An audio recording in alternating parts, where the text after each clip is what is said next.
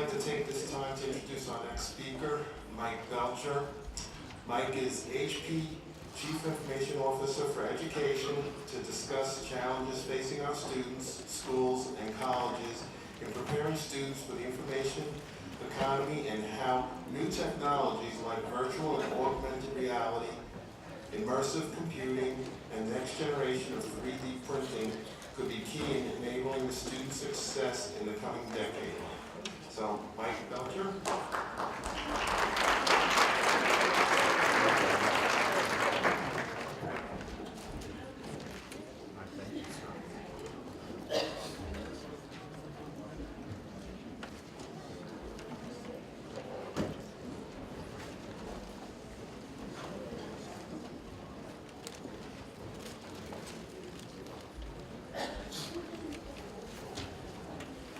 Thank you. How do you follow up that?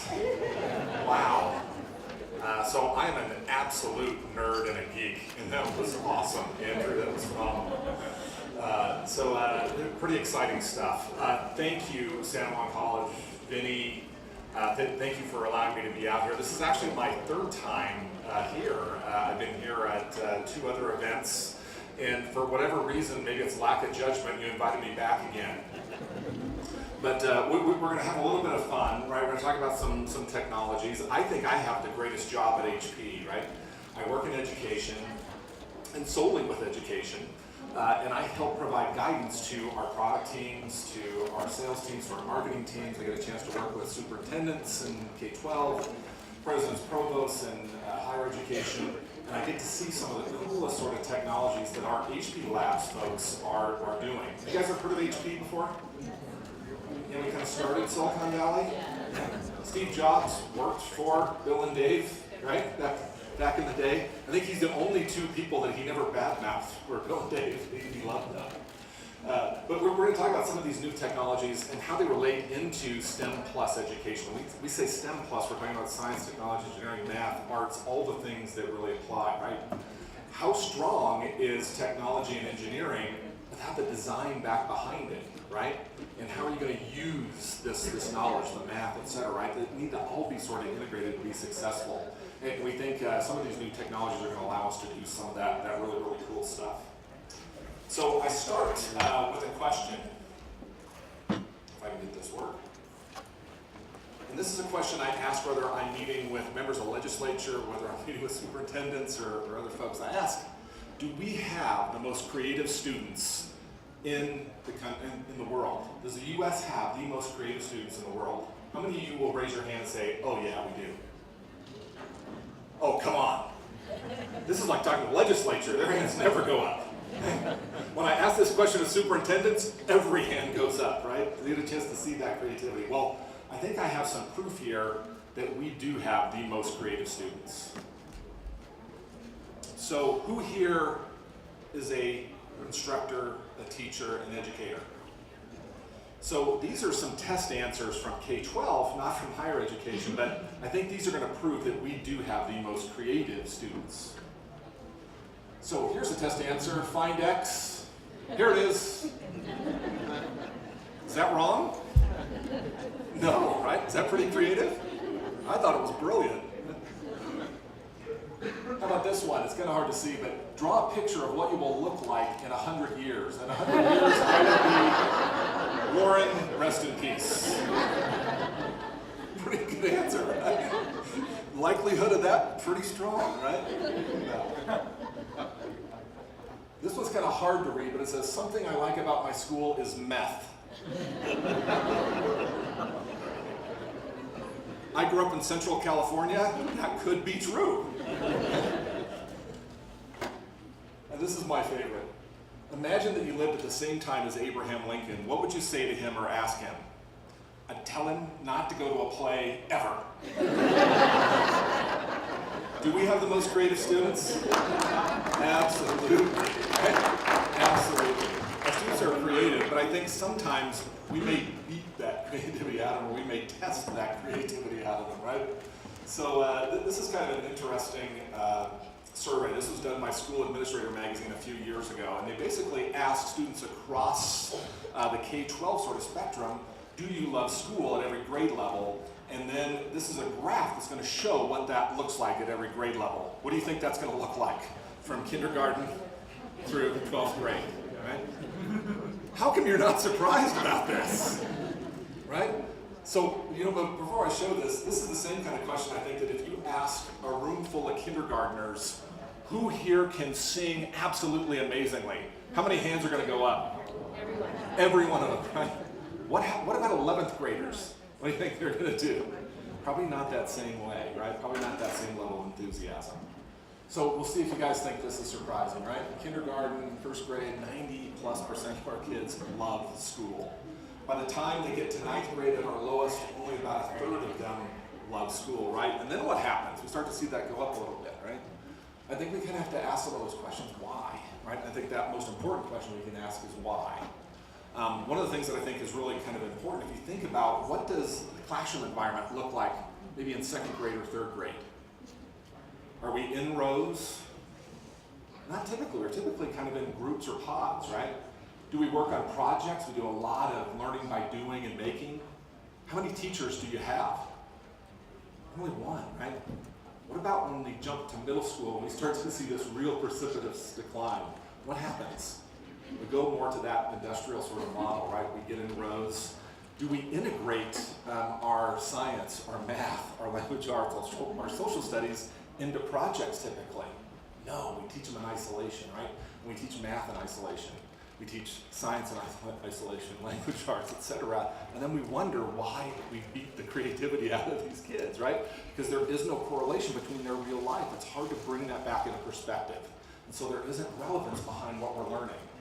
So those of you who teach or are educators, I was your worst nightmare in school, right? I was that kid, not sitting at the front, but I was the one in the back asking all the questions, right, that you didn't want to answer. And my questions were always, why? Why do I need to know this? And when the answer came back, well, you need to know this because it's on the test, I checked out. Honestly, right? Is that test the most important thing? Absolutely not, right? The most important thing is that I learn, right? And then I realize that what I'm going to learn, I'm going to be able to apply and use in my life, right? I think that relevancy is incredibly important.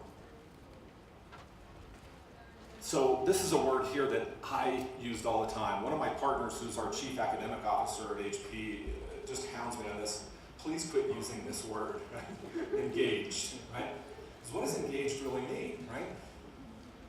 It means you have attention, but how easy is that attention to go elsewhere, right? I'll give you an analogy. If you were a parent, any parent here ever brought home a kitten or a puppy for your children? You were begging to have that kitten or that puppy, right? Boy, they are incredibly engaged with that kitten and that puppy until when? They have to feed it. They have to take it for a walk. They have to clean the cat box. They have to clean up the messes that happen, right? And 2 or 3 months later, who's really the one engaged? We are, right? Because we have to do all of that stuff, right? So we think, you know what, instead of talking about engaging students, we think maybe we need to change this to how do we get students to want to invest their time, to want to be invested in their learning. Does that make sense? And I thought it was kind of a brilliant sort of move, right? How do we get kids to want to learn? And I think we have to make it exciting, have to make it somewhat engaging, but engaging enough to where they say, I want to spend my time learning more about whatever that interest level is. And we think that this is kind of a great example of that, right? How do we get kids to really expect results from their learning? That internally they see that value, they see that social, that intellectual, that emotional sort of value in what they do. And they're going to devote effort when they do that. It's too easy to become disengaged otherwise. So I'm not a big test person. You guys heard of PISA scores? These are tests that are done across all the industrialized nations in math, science, and language arts, etc. These are the scores from the last generation of this, which was in 2012. And our U.S. Students have actually made some improvements in the last round of this. We've actually improved a little bit. Do you realize that we've never performed well on these standardized tests as a nation? We never have, right? And if you look at those nations that typically do perform incredibly well here, you look at like Singapore right at the very top. It's a homogenous sort of country, right? And think of Finland, very homogenous. what is the US? We are the melting pot of everyone and everything, right? It's very, very challenging for us to perform at that same level. But I think one of the interesting things that we heard out of OECD, the folks who do this testing, and when they look particularly at Singapore, they said, wow, Singapore's got these amazing math scores. Let's go dive deep and figure out why in the world they have these amazing scores. What they came back with their findings were that while they have incredibly great knowledge in math and they perform incredibly well there, they have no internal creative sort of process to know what to do with that knowledge. They need someone to hold their hand through this process, because it's been drilled and killed into them to know and understand math, but they don't know what to do with it. Is that kind of frightening? What's so great about our US educational system is that we spur that entrepreneurial spirit. We spur that creativity. We want our students to do something with that knowledge. Does that make sense? And I think it's why our educational system is so attractive to a lot of folks. How many different countries send their students to the US educational system for higher education, right? Because you have that opportunity to go explore, get creative, and figure out what to do with this knowledge, right? Look at Andrew. He's from Aztec, right? Wow. That'll blow you away. If you're excited about that, I don't know if you can. So let's not beat and test that creativity out of our students and think about that, right? I think it's really important, particularly in the sciences. And why I think STEM Plus is so important. There's several reasons. I'm going to start financially why I think this is so important. But don't know if any of you know this or not, but in 2015, I did a study of what are the highest paying degrees coming out of college. What's number one? Engineering. What's number two? Computer science. What's number three? Do you think this is important financially, right? Who here is going to have student debt, right? I just graduated a student who's going to be a teacher, and I said, hey, you can go to school anywhere you want as long as it's a state school if you're going to teach, because you're never going to be able to pay back those student loans, right? And it's kind of frightening, right? So if you look at these starting salaries, these are pretty darn good. This was a study here on this next piece done by TASB in Texas, where they also looked at not just starting salaries, but mid-career level salaries in those same sort of jobs, right? So chemical engineering, computer engineering, actuarial math, physics, etc. By mid-level career, these are all six-figure sort of salaries. So financially, not only are these cool, incredibly interesting, particularly if you're a geek like me, sort of areas to spend the rest of your working life, but boy, they are financially very, very wonderful for our students, right? We compare that to our teachers, which are the columns on the left, which starting salaries aren't that much different, but in K-12, that mid-level career, there just isn't the same opportunity, right, as far as financial sort of reimbursement goes. But very, very important, we think.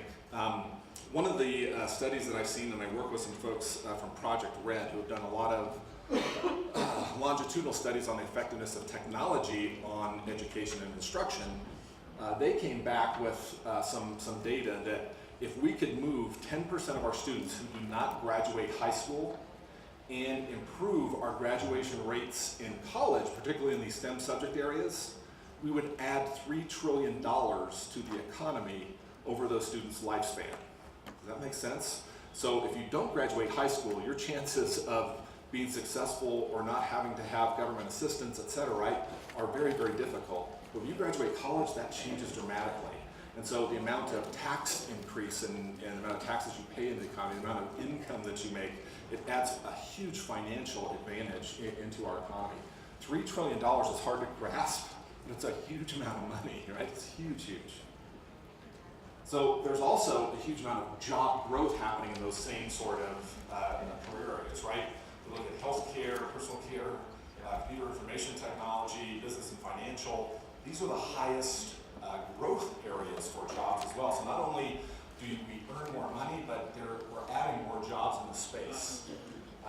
The latest issue of the data from the BLS, the Bureau of Labor Statistics, show that we're going to have a 3 million student shortfall of students graduating with STEM plus oriented degrees by 2020. So 3 million, right? That 3 million, by the way, is that gap, that 10% sort of gap that we need to kind of fix, that we could add $3 trillion into the economy with, right? So it's a big, big number. So lots of opportunity in these sort of subject areas as well. we have some gaps, and I think these are some of the areas that we have to look at and why these are challenging. We have the biggest gender gap in the world. Are girls going into sciences, and particularly computer sciences. So into engineering classes, right? I was at Cal Berkeley, I was at University of Texas, at A&M. You go into the engineering classrooms, and it's a whole lot of testosterone in those classrooms. There's not a whole lot of estrogen in those classrooms, right? We don't see a whole lot of girls in those classrooms, though it's an amazing opportunity, right, for our girls to look in those. And then the other sort of gap that we have is the generational poverty gap, right? We're seeing that not enough of our students who come from poverty are making the move into these STEM-oriented sort of careers or degree programs. And if we could solve for those, we would solve for that gap. It really is that sort of key, right? So how do we get girls to want to look into the sciences? How do we get our students of poverty to realize there's great opportunity, right, to kind of move there? And we think that can be a huge, huge help as we go forward. One of the things that we need to do of how do we get kids to want to invest is we've got to address our instructional strategies, right? And how do we get them to realize that there is opportunity here and get them to want to look at those areas? How do we get more about learning by doing versus learning by listening, like I'm doing to all of you right now?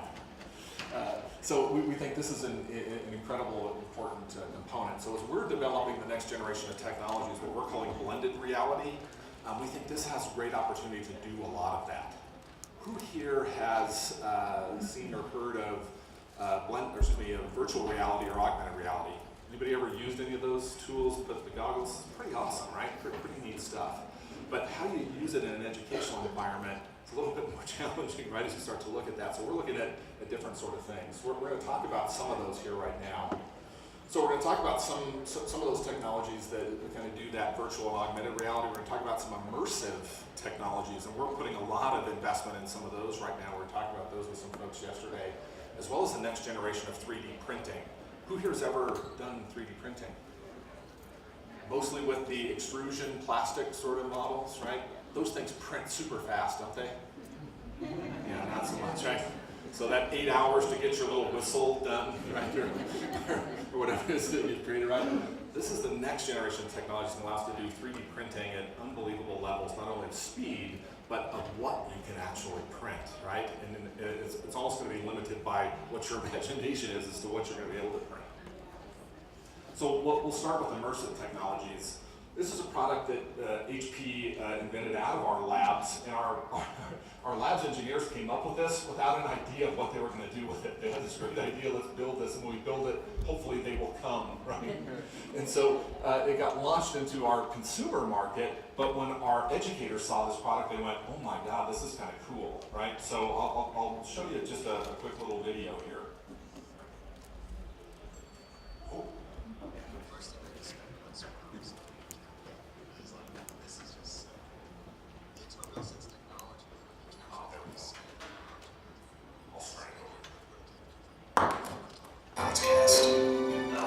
I think making an idea into something real can help the child forget about their fears. That's a pretty great. I'm going to jump back. It's kind of a cool video. First thing I discovered on Sprout was the 3D camera. And I was like, this is just so cool. The Intel RealSense technology let me capture a 3D scan of the object. This is an idea for a prototype cover that will fit on top of a child's cast. I think making an idea into something real can help the child forget about their fears. That's a pretty great feeling. So that's an orthopedic surgeon who saw Sprout and went, I have an idea for this. And so what he did is he took a superhero that he had, he scanned in that superhero's arm using Sprout. It's got a 3D camera in it. It also has a 3D scanning station. You can do 3D scanning, and then actually used a CAD program to manipulate that and use it to print out this way to show that young man that he's a superhero, right? This isn't a cast, you're a superhero now, right? I thought that was kind of a unique play. Back here. So what this is a touch screen all-in-one PC, right? So nothing really kind of unusual there. But that little map that you see on the bottom there, that's also a touch environment, right? Also has a stylus that you can draw there as well, right? So I can do some artwork, etc. there. It's got, if you notice that little round sort of component that's sitting on that mat, that's a separate accessory that you can plug in via USB, and it spins around at an angle, and I can do full 3D scans. You can turn an object maybe 3-4 times and get a fully engaged 3D object scanned in, and it stitches it all together, makes it watertight, so then you can take it into a CAD program, reproduce it, etc. And I'll give you an example of a students group who in Texas, just outside of Austin where I live, where we brought this into their design classroom. They loved it. When the robotics teacher saw this, he went, wait a minute, my students just had a problem. I think this could be kind of cool. And their problem was they were trying to create a robot, and each group of students had to create a robot that did something different. And this group of students wanted to create a robot that could scoop up leaves. Well, the only scoop that they had could pick up one leaf at a time, right? So it wasn't very effective. So their idea was, well, why don't we scan in that arm with the connector sort of piece, and we'll re-engineer the scoop on it. And that's what they did. They used a 3D printer to print that out, and then they had the scoop that they could then utilize to pick up at least 3 or 4 leaves instead of the one, right? So really kind of brilliant approach to this. But you can, right? As a teacher, you could say, here's an object. Let's scan this object in, and now I want you to take this scanned image and rethink it, right? Maybe to make a more ergonomic a mouse. It may be to rethink some other product. But it'll also do some really, really creative things. So I've got this 2 sort of screens that I can work from. The other kind of cool thing about those is I can drag objects from one screen to the other. So I might be working on a PowerPoint display up in front of me, or maybe I've got a web page with a split screen. Down below maybe I have a PowerPoint, and I can bring different objects in just by dragging them into this environment to kind of work on it. It's really kind of creative, really kind of cool for maker spaces. Anybody looking at that kind of deployment, we're seeing a lot of our K-12 schools rethink their libraries and turning them into maker spaces where kids can go in and do this high-level sort of creative work. Can you do this kind of work with a Chromebook? No. So this is that high-level sort of work to be able to do. So a lot of different sort of places for this. We're also working on the next generation of pen technologies. Anybody here do some design work like a Wacom tablet, where you have this big sort of, they're very expensive too, right? Those can be $2,000-$3,000 for those Wacom tablets, where I can do some fine level sort of writing. Well, this next generation of technologies we'll be releasing next year has an optical reader in the pen, and it will allow us to do pressure sensitivity and fine tuning of drawing on almost any physical surface at a level that what Wacom can't do, right? So really kind of cool stuff. This immersive sort of technology we see is going to change dramatically, and this is just a couple of those examples. So virtual and augmented, this is really kind of cool stuff. This one product I'm going to talk to you about here is not something that HP designed. It's actually a third-party company that designed it called Z-Space. And the first time I saw it, my mouth dropped. And I went, wow, okay, this is really interesting. And it's really interesting on a couple of different levels, right? One of the things that I love about it, if any of you have seen like the Oculus Rift or Vive or some of the other sort of tools, they're really cool when you put those goggles on and you're immersed in this environment. But you're just caught up in that environment. You don't know what's going on around you, right? Because you're stuck there. How do you do that in a room with 60 students? Very, very challenging to make that work. And so this is a whole different type of technology that I think is incredibly cool. I thought it was the most awesome educational tool that I have seen in a long time. The ability to move things around and really get your hands on it, put it together, take it apart was just phenomenal. I had been in anatomy courses, and this was completely new and very exciting. It blew my mind that we're using 3D technology to learn anatomy. We live in a 3-dimensional world, and we teach in a 2-dimensional world. Being active and involved in the learning and using all of the senses provides a much deeper experience and a much more long-lasting learning. Z-Space is like putting everything together, because there's some things that you can't really see well or you lose in the cadaver lab that you get to see here. When you're looking at a model in a regular anatomy course, you can't see the inside of the structure, but with Z-Space you have the ability to actually look into a structure. You can kind of pick and choose what you want to focus on. If you want to just look at muscles, you can. If you want to look at muscles and nerves, you can. Kinesthetic learning is probably one of the most tried and true ways of teaching. The ability to manipulate, to really emphasize form and function is a very powerful tool in education. The software and hardware that's provided in Z-Space, it allows you to do that. Has anybody ever seen this? It's wild, right? It is very, very, very cool. We were showing this at UB Tech this last year, and we had a group of like 12 college presidents and provosts in our session.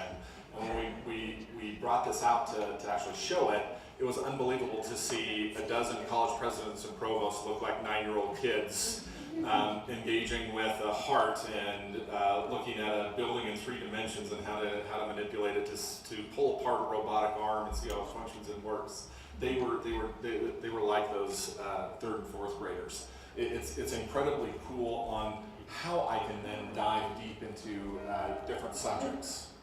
So one of the things that we really like about this is that not only are the health sciences and physical sciences, there's some really kind of cool things there. The way that this works is that it's basically a display. Here's a version of it here, or here, or here, that connects to a high-powered, either portable or desk-based sort of workstation product, right? It's very, very graphics intensive, so you need a special graphics card to kind of drive it. But the actual display has 3D cameras built into it, right? And so with those 3D cameras, when you put on just passive 3D glasses, things jump right off the screen.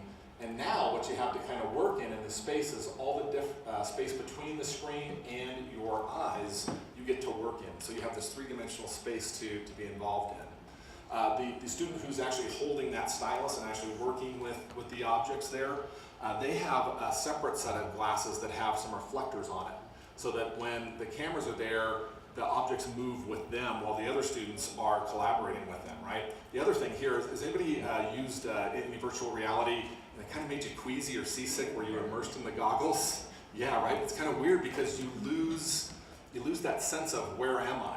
And your body's going, I don't understand this. Something is strange and I don't know what's going on. But here, because the rest of the world is still around you and you can collaborate and see everything else, you don't get that same sort of queasy sort of feeling, right? So we really like that. You can also do this in a very large lab, right? You can have multiples of these. They're typically designed to work with 2 or 3 students at each one of these devices, and then leverage that. So health sciences, there's huge opportunity here. And if we think about what the health community and health sciences are using this technology for, you're going to see lots of kind of cool things come up with it very, very rapidly. One of those that we see here with this actual doctor here, and if you notice there's a little object kind of hanging off the edge of that, that's just a high-def webcam. And if you notice in that video, did you see the stuff coming right off the screen?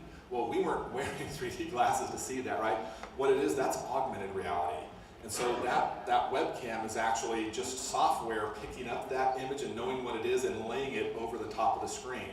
But it's kind of cool then if you're teaching in an environment, you want to show the students what we're going to be doing or what we're going to be working on, so I can show that and project that, and then they can kind of take off and run with it as they get immersed inside of the actual software. The other kind of cool thing about that, and we'll show a video here in a moment, is that this is going to change rapidly diagnostics for doctors and surgeons, right? Who here has ever had surgery before? Who here has had surgery where the doctor is explaining to you what they're going to do, and you went, I have no idea what they just told me. Yeah. Right? So this is kind of cool. This actually is the first HP officially FDA licensed diagnostic tool is actually this technology. So it's a workstation with this 3D technology with a cool software program called EchoPixel that allows a doctor to take a CT scan or an MRI scan and bring that into this environment so that you're bringing in that patient's scanned image. Who here's looked at an MRI, right? It's a slice of an image and you're trying to piece it together to figure out what it is that's going on. What if that whole MRI was fully 3D and you could see it all live and they could show you exactly what they're going to do? Not only that, the doctor can then diagnose to say, wow, I thought there was one lesion, maybe I find another one as I dive deeper into this. Or, wow, I see a lesion on your brain, I was gonna make a large hole in your skull here, but I think I can go in maybe arthroscopically in 2 smaller places and get that done so your recovery is faster. Or for heart surgery in that same way, right? It's gonna absolutely revolutionize that. We were at Texas A&M in their veterinary sciences, and one of the doctors who had kind of tested some of this out heard that we were there, and I was there with the Z-Space folks, and she came running in with a flash drive going, "You guys are from Z-Space and HP, right?" I said, "Yeah." She goes, "Well, I've got a patient's image here that I want to see because I don't know what to do.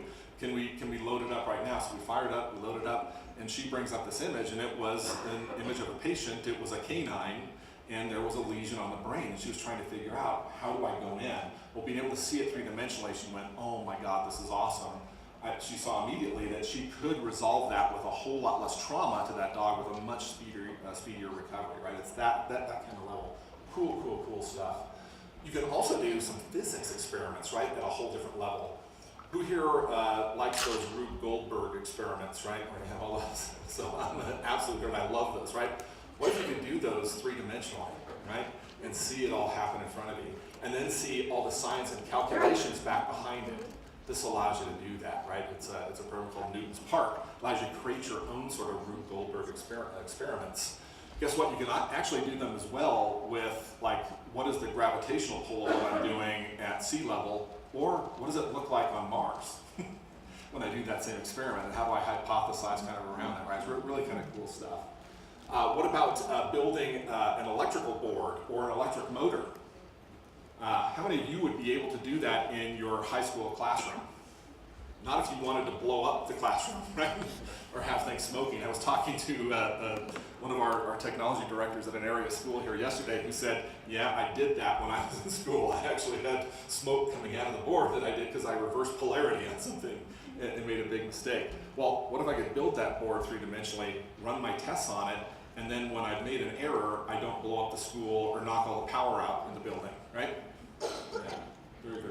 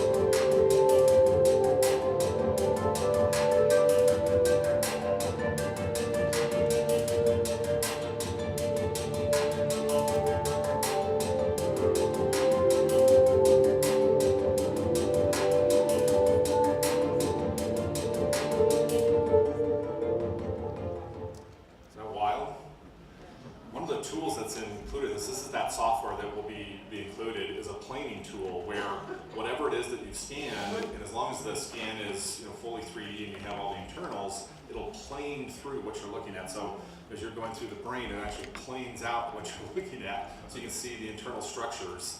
I actually tried this out with a scan, CT scan that I had of myself. I have a rare bone disease that stopped growing when I stopped growing. Thank God I stopped at 6'3". Or who knows what my fingers and toes might have looked like. But we actually did that. I'd never really seen or understood what that disease did in my own fingers. And it actually, I could see the structure where it kind of egg-shelled out my bone and then kind of is almost mushy kind of on the inside, and I got a chance to see that in my own CT scan. Really kind of cool stuff. Is this awesome? Yeah. So lots of folks using this. It's actually really easy to develop for.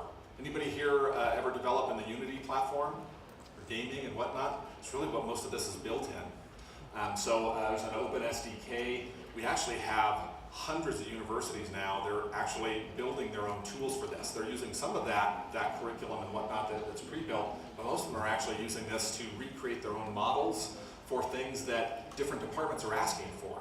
And hey, I'd like to see a 3D model that could be manipulated to use in X, right? It may be in a cell or to understand an atom or whatnot. So very, very cool kind of stuff. So 3D printing. This is this next generation of 3D printing we're talking about. Any idea how big those printers are? Yeah, so imagine a refrigerator tall, washer dryer combination wide, right? So these are things you just stick on your desktop. And they're really inexpensive, right? These are probably $500 printers. No. So I'll let you know that right in front. But the cool thing about them is that they're definitely going to revolutionize how and what we can 3D print. And this will give you an idea. One of the things that I have here, I'm not going to show it today, is a video that of an object that we printed using this technology, where we printed an O-ring, a fairly small O-ring about at this size level, but with a multitude of strength properties that we could integrate into it because of this technology.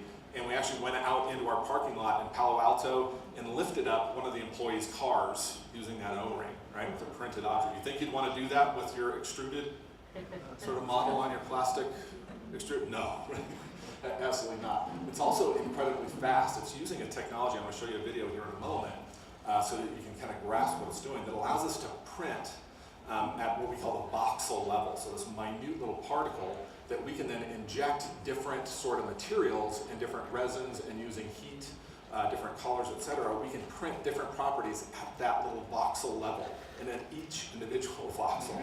So I can print almost anything I want. I actually saw a working printed lamp in our labs in San Diego, because we can print with electrical properties. We can print with insulative and flexible properties, so I can make the cable and the cord with heat-resistant sort of technology. We can print in multiple colors, right? Dozens of different colors, all at the same time. So it's kind of wild to kind of think through that, right? It's almost kind of hard to grasp until you see how it works. Very, very hard to grasp. The other thing is that it prints incredibly fast. So as we all know, those extrusion printers are incredibly slow and almost painstakingly slow, right?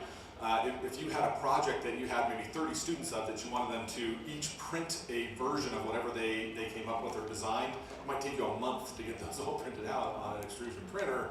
Here we might be able to have that done in minutes, right? It's incredibly fast.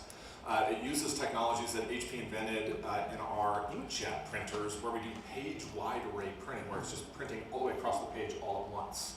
And so it's 3D printing in that same fashion, with multiple different passes, and you'll see this in a moment. Very, very interesting how this works. HP's multi-jet fusion technology produces high-quality, functional parts at a production speed which is 10 times faster than today's competing products. Unlike the slow point processes of some current technologies, HP's multi-jet fusion technology processes parts in 2 fast area-wide passes to achieve top-speed part production. The process begins by applying a layer of material in a work area. Then, in one continuous pass, we print liquid agents across the full working area using HP thermal inkjet arrays. In the opposite direction, we combine the layering and energy fusing into one continuous pass. This HP proprietary architecture, using HP's thermal inkjet arrays, is capable of printing 30 million drops per second along every single inch of bed width.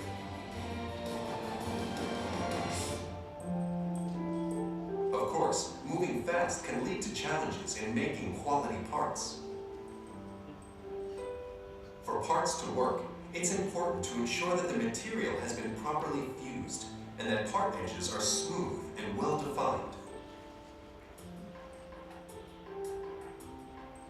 To achieve part quality at speed, HP invented a multi-agent printing process. In this process, a fusing agent is applied on a material layer where the particles are meant to fuse together. A detailing agent is applied to modify fusing and create fine detail and smooth surfaces. The area is exposed to energy, and reactions between the agents and the material cause the material to selectively fuse together to form the part. The process is then repeated until a complete, high-quality, highly functional part has been formed. This is how HP's proprietary area-wide processing compares with today's popular point processing technologies for building functional parts. In the time it takes these slower point processes to build 1,000 parts, HP's multi-jet fusion technology would have created several thousands of parts. Using HP's proprietary multi-agent printing, the HP multi-jet fusion technology achieves new levels of part quality at these breakthrough speeds. Beyond the first product, HP's multi-jet fusion technology enables the world to realize the full potential of 3D printing in fully functional parts. Taking advantage of HP's in-depth knowledge of color science, HP's 3D printers could selectively print a different color at each volumetric pixel. A single 3D printed part could have literally millions of colors. But more than just color printing of functional parts, the future of HP's multi-agent innovations could enable realizing the full potential of 3D printing. At each volumetric pixel, or voxel, HP's transforming agents could control surface texture, wear, and friction. HP transforming agents could control the translucency of each voxel.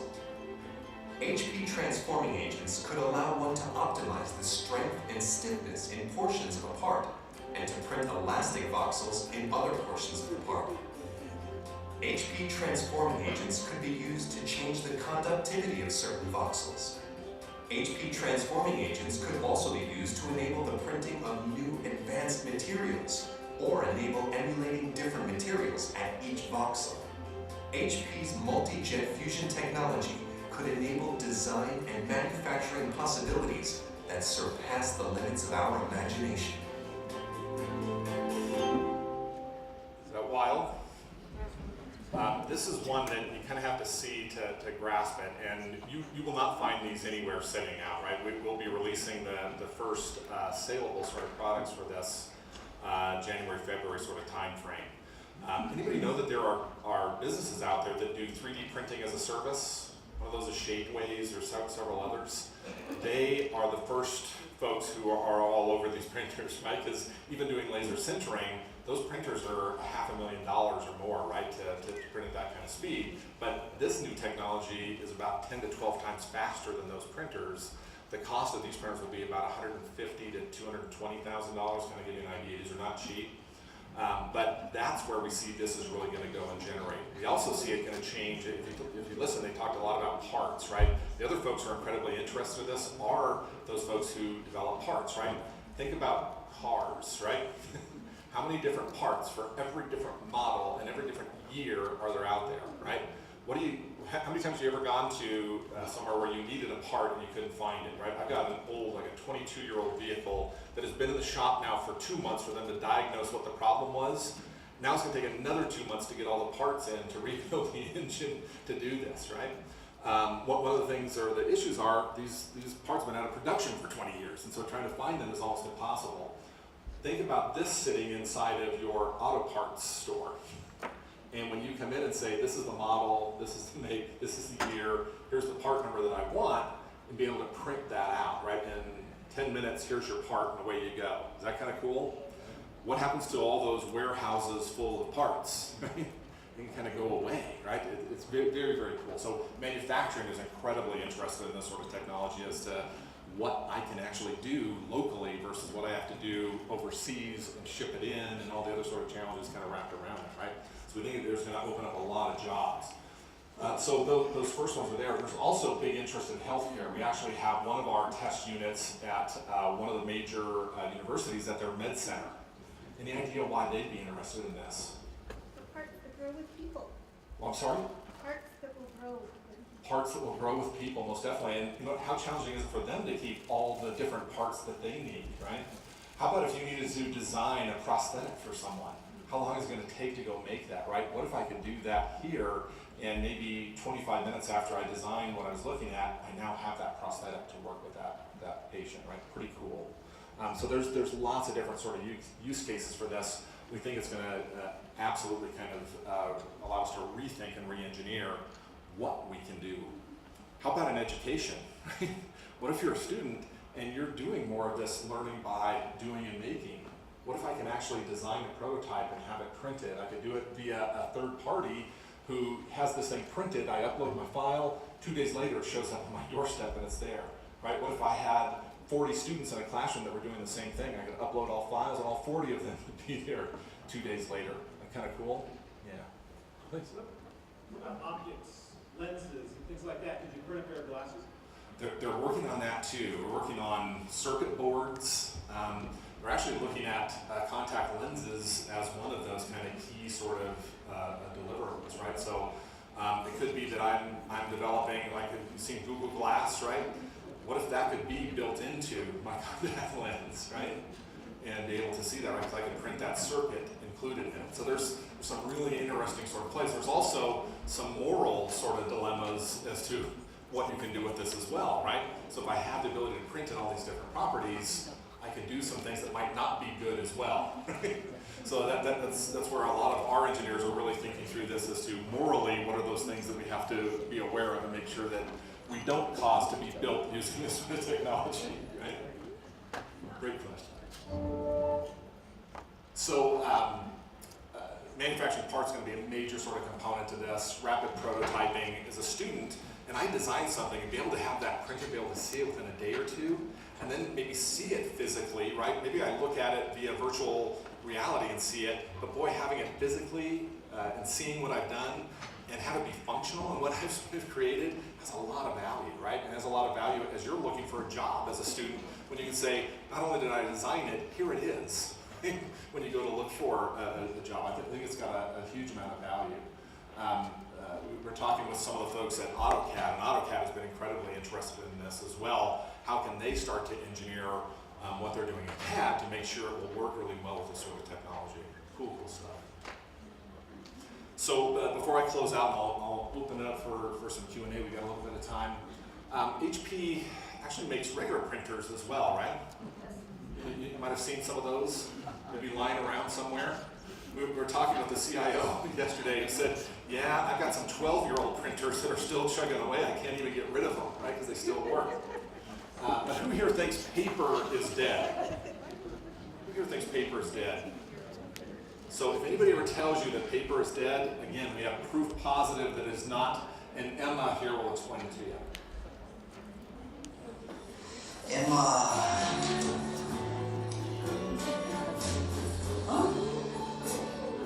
Emma. Emma.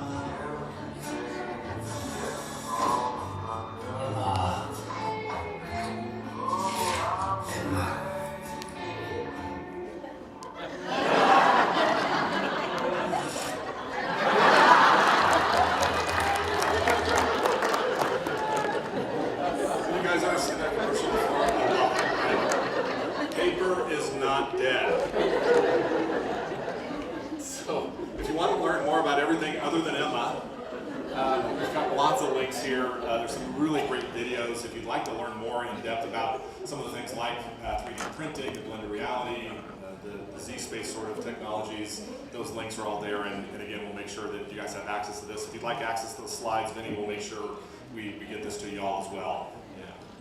Thank you so much, and we'll open it up for questions.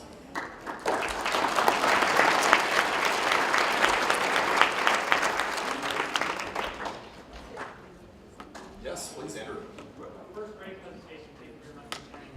My question is, since Lockheed Martin does a lot of 3D printing, and one of the issues is having consistency in material quality.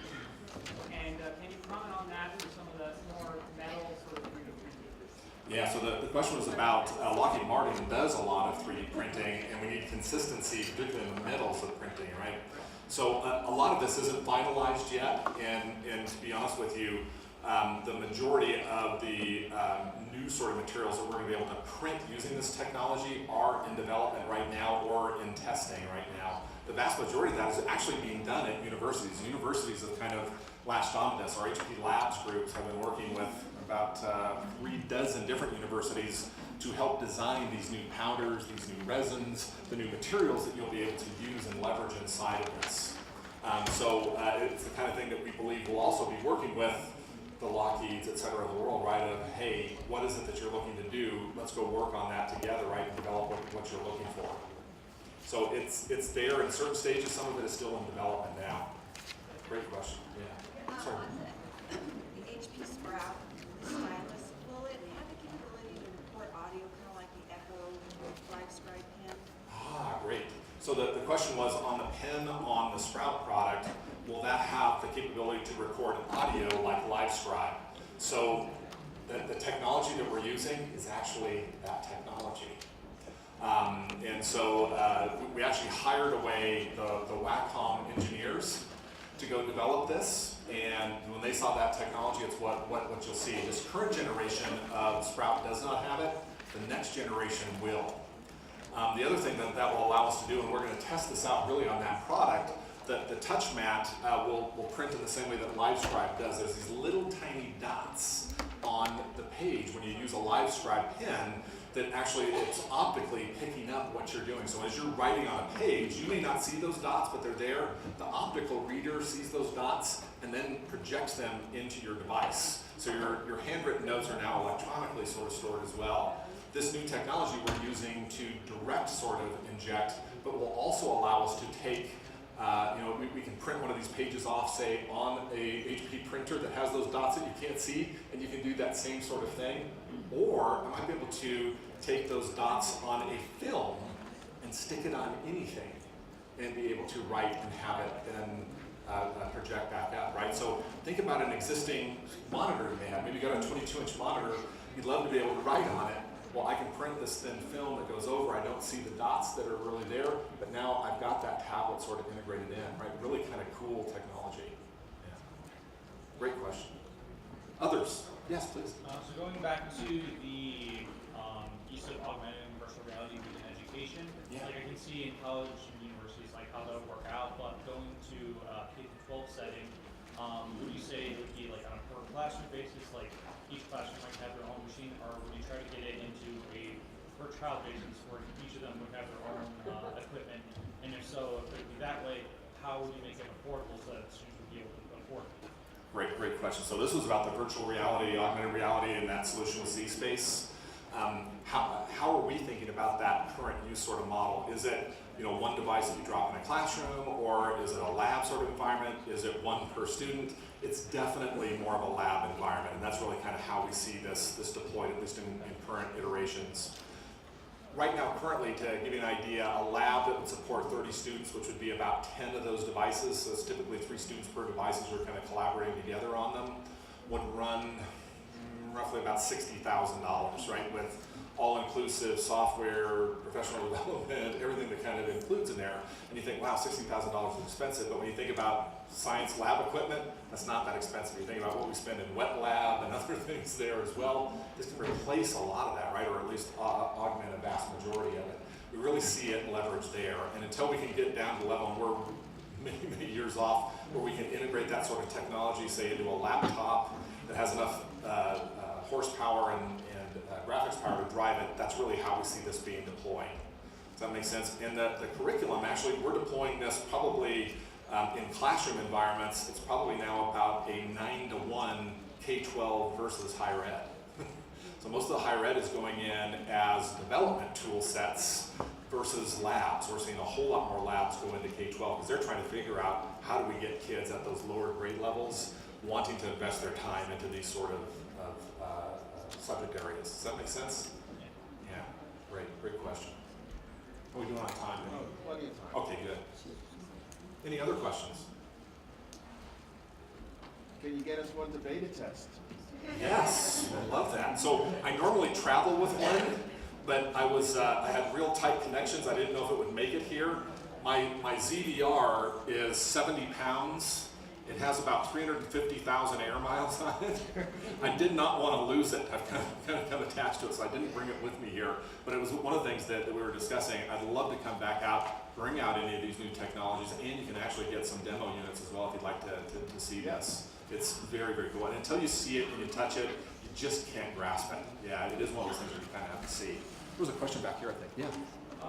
So going back to your discussion of how we test injury and interest out of students, how do you see, what do you see the future of metrics being instead of are you testing here? How could these technologies improve our ability to test without exactly sitting in this? Yeah, so great question. So the question was, knowing that we may be testing and beating some of that creativity out of our students, right? What is the future of testing for some of these sort of technologies, and how do we leverage them, right? This is one subject that I spend a lot of time on, particularly at the K-12 level. And we have these discussions typically at the superintendent level. One of the things that we're working on there is how do we start to really think through what is our vision for student learning, and what does that need to look like 5 years from now, right? And as we start to talk through that, we talk through physically what does that look like for a student. And in many cases, we haven't thought that out really well. And I think once you have that vision for what student learning looks like, now you're going to come back to say, well, what are those proof points? What are the measures that show we're providing that level of experience? It may be that I'm creating something, right, that shows that I know and understand how to do that, right? That may be your test, right? Is actually creating something physical to show you know and understand this. It may be creating a video inside of a tool like Sprout, right? That shows that I fully understand this and I know how to apply that background and that knowledge. It may be that I realize that I have to change my instructional strategy in that classroom and maybe leverage something like a flipped classroom model, right? Where as an instructor, instead of spending my time lecturing in that classroom, I give my homework as the lectures, right, that are typically recorded, et cetera. So when the kids and students are back in the classroom, we're actually doing science. We're actually doing that physical work there, right, versus requiring that our students do that outside of the classroom. And I think our measures need to then kind of morph around that. Do I think testing is going to go away? Absolutely not. Not with our legislative bodies, right, and how they operate. But we're having those discussions at the legislative level as well, that just the standardized testing is not the know-all, end-all, be-all. It's a great sort of component to show that I have a base level of understanding, but it doesn't necessarily prove that you know how to use that well, right? And that's where we're working with them, as to how do you set measures that have real value, right, that show authentic understanding and learning. Does that make sense? Great question, because it's the one thing that I don't think we're having enough discussion about. We're not thinking through that deeply enough. Other questions?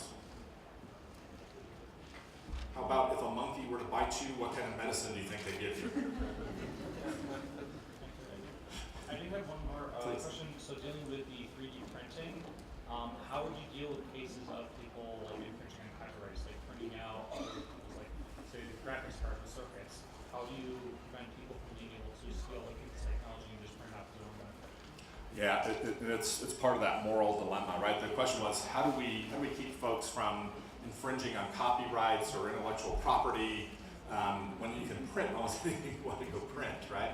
So it is very, very difficult. Part of what we're pulling together in this print process, and we aren't just releasing these printers out to the public, so they are going right now into those 3D print as a service groups who are already kind of driving through some of these sort of challenges, moral challenges, et cetera, as well as with higher ed institutions who have those same sort of concerns as well. I think we're gonna see more of that as we see more of these start to deploy into the more commercial world, right? And so we're doing a lot of work around the legal ramifications of how do we set those standards and say this can only be used for this level of use, right? And then you're going to have to sign away that, hey, we're going to use this only for this property, that I'm not going to infringe on someone's copyright, I'm not going to infringe on someone's intellectual property. It's really going to have to be a legal sort of mod. It's going to be very hard to discern, via technology that you aren't infringing on something like that. Yeah. Great question. Brilliant group. Anything else? Marvelous. Well, thank you all so much. Vinny, thank you again.